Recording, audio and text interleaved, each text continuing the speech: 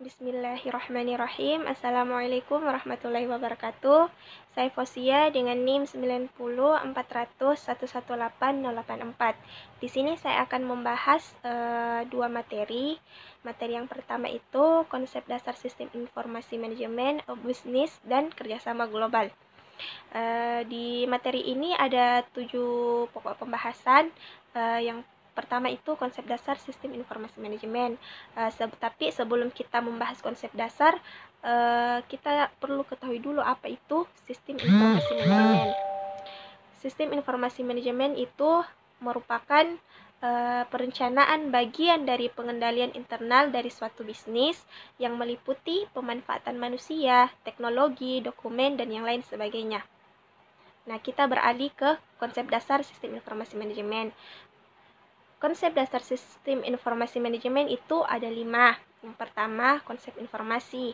Informasi di sini berasal dari data-data mentah yang dikelola lalu menghasilkan informasi yang berguna. Yang kedua, konsep manusia. Di sini manusia pihaknya yang merancang, yang mendesain, yang mengelola, yang mengoperasikan, dan yang menggunakan informasi tersebut. Yang ketiga, konsep sistem. Sistem di sini merupakan elemen atau komponen yang memiliki tugasnya masing-masing, tetapi saling berkaitan satu sama lain karena memiliki satu tujuan yang sama. Yang keempat, konsep organisasi manajemen. Sebuah perusahaan pasti memiliki masing-masing tujuan.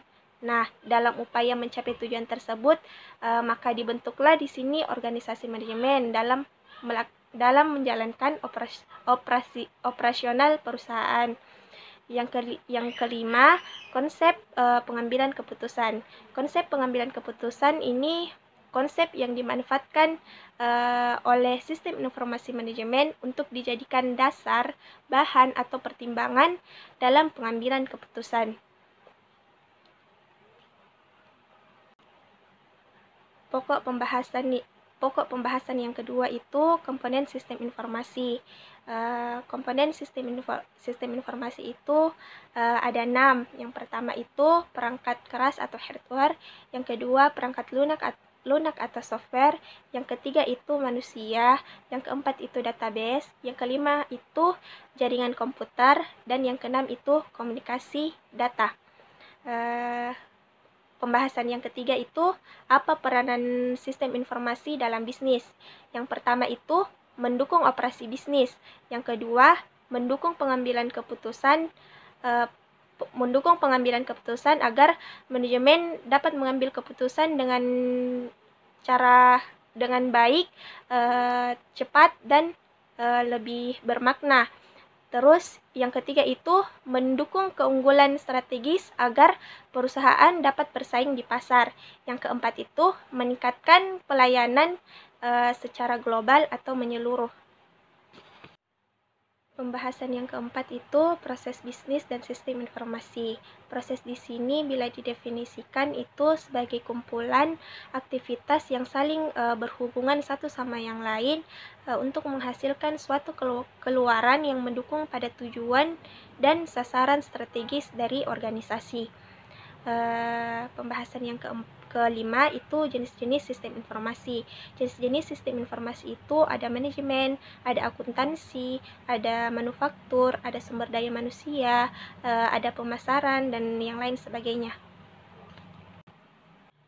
Pembahasan yang keenam itu kolaborasi dan bisnis jejaring sosial. Kolaborasi di sini bekerja sama dengan orang lain untuk mencapai tujuan bersama yang telah ditentukan dengan jelas. Contohnya seperti berkolaborasi dengan jejaring sosial. Di sini pelaku bisnis menggunakan jejaring sosial untuk melibatkan karyawan, pelanggan, serta pemasok, baik dalam perusahaan maupun di luar perusahaan. Pembahasan yang ketujuh, pembahasan yang terakhir itu apa fungsi sistem informasi dalam bisnis. Fungsi SI di sini itu sebagai pengawas, sebagai pengingat, dan sebagai penggali informasi.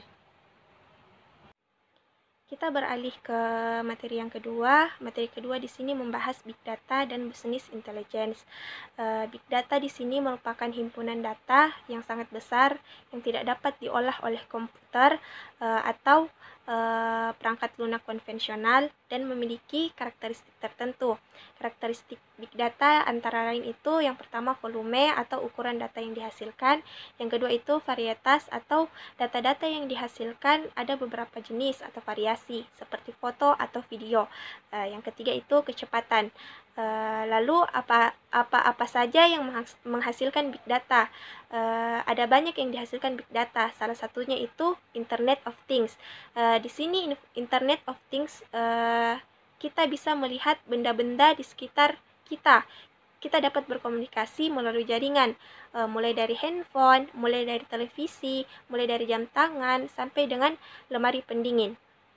Kita juga bisa melihat di Indonesia, tepatnya di Pusat Pelatihan Informatika atau LIPI, sedang turut berperan dalam proyek sains terbesar, di mana proyek ini menghasilkan data yang sangat besar. Maka dari itu, data-data yang dihasilkan itu harus dianalisis dengan cepat agar cepat juga menghasilkan informasi.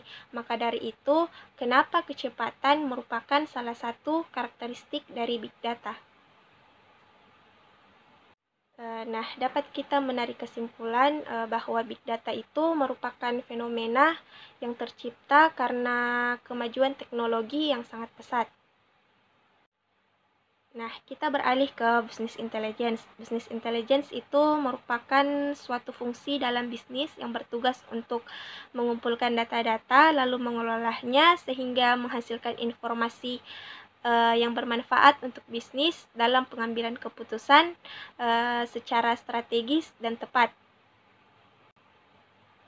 Lalu apa perbedaan dari business intelligence dan data science?